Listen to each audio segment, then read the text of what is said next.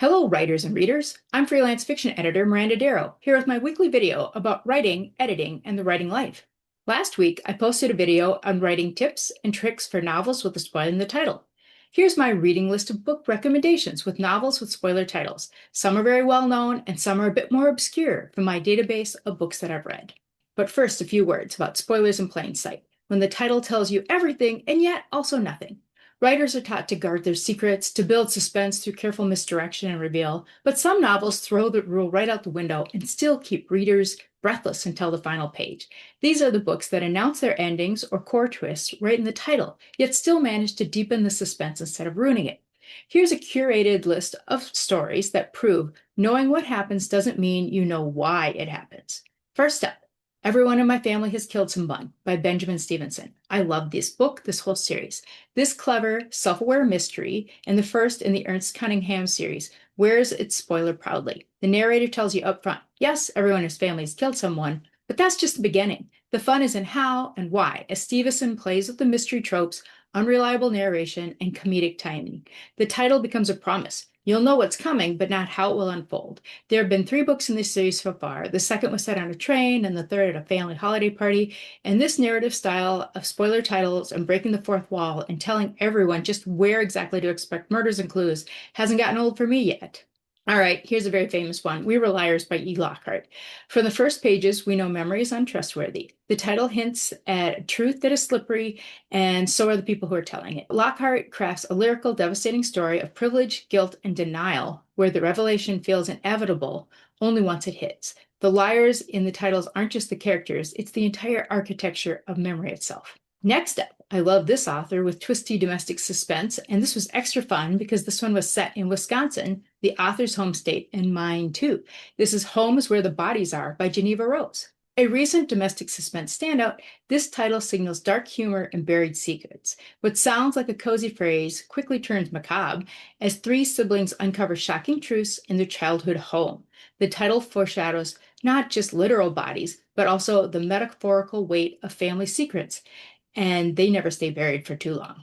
Next up, They Both Die in the End by Adam Silvera. This is a masterclass in emotional inevitability. Silvera's title tells you the ending, and yet you keep hoping it might change. The story of 2 boys who meet in a day that they're destined to die becomes a meditation on love, fate, and living fully in the face of mortality. This spoiler becomes the heart of the book.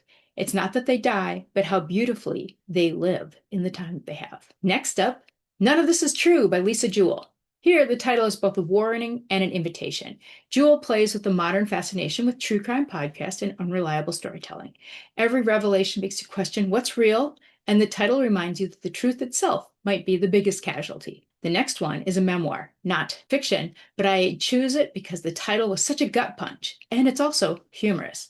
I'm Glad My Mom Died by Jennette McCurdy. This was raw, bold, and devastatingly honest. McCurdy's memoir turns his provocative title into a reclamation of power. It's not a shock tactic, it's context. What could sound cruel is in fact an honest encapsulation of grief, freedom, and trauma recovery. The spoiler is the emotional truth that the author/actress found. All right, next up in the spoiler titles, The 7 Husbands of Evelyn Hugo by Jenkins Reid. We know from the title that Evelyn Hugo, Hollywood's most glamorous star, had 7 husbands. The suspense lies in discovering what each marriage cost her and who her true love really was.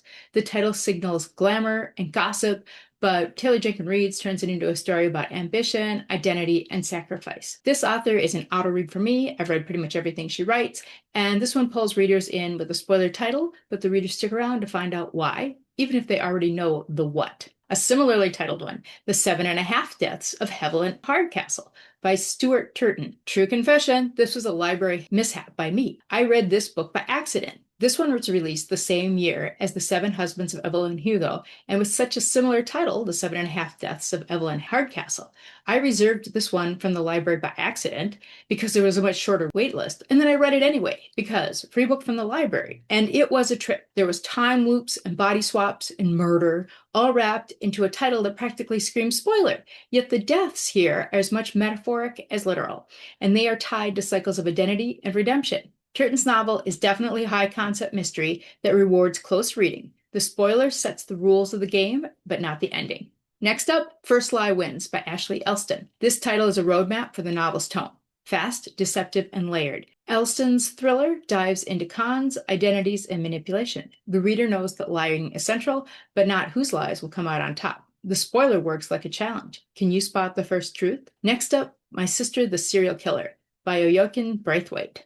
Darkly funny and morally complex, this sharp Nigerian noir starts with a confession baked into the title. The intrigue isn't about whether the sister kills. She sure does.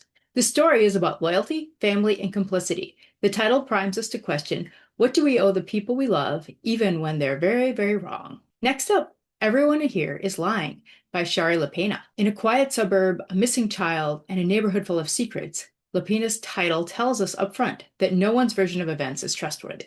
What follows is a twisty, propulsive domestic mystery that explores the lies we tell to maintain appearances. Stepping away from twisty domestic suspense for a bit, let's tackle a few lighter titles for younger readers. First up, The Wild Robot Escapes by Peter Brown. This middle grade sequel wears its plot on its sleeve, but that doesn't make it less thrilling. After The Wild Robot, readers know that Roz's escape is going to come, but the journey's emotional depth, her kindness, and her explanation of what it means to belong make it poignant and fresh. My younger son read all of the Wild Robot books 2 summers ago and loved them. And for even younger readers, one of my very favorite spoiler titles ever, The Monster at the End of This Book by John Stone and Michael Smolin.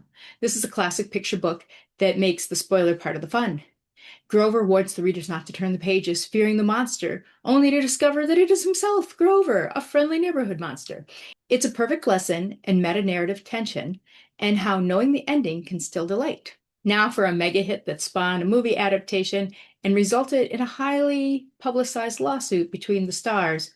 Oh my God, spoiler title with It Ends With Us by Colleen Hoover. The title gives away the conclusion, but not the emotional journey. Hoover's story is about breaking cycles of abuse and is about finding strength to end what shouldn't continue.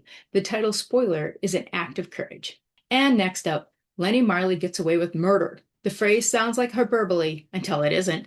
The spoiler in the title signals more about tone and irony than literal truth, making readers question who gets to decide what getting away with means. So much humor and voice in this fun, cozy mystery. Check out Vera Wong's Guide to Murder by Jesse Q. Sutanto. Vera Wong is a tea shop owner and accidental detective, and she makes no secret of her involvement in solving and sometimes meddling in murder cases. The title hints at cozy chaos, and that's exactly what you get. The spoiler invites you in. It's less about who did it than how Vera gets there.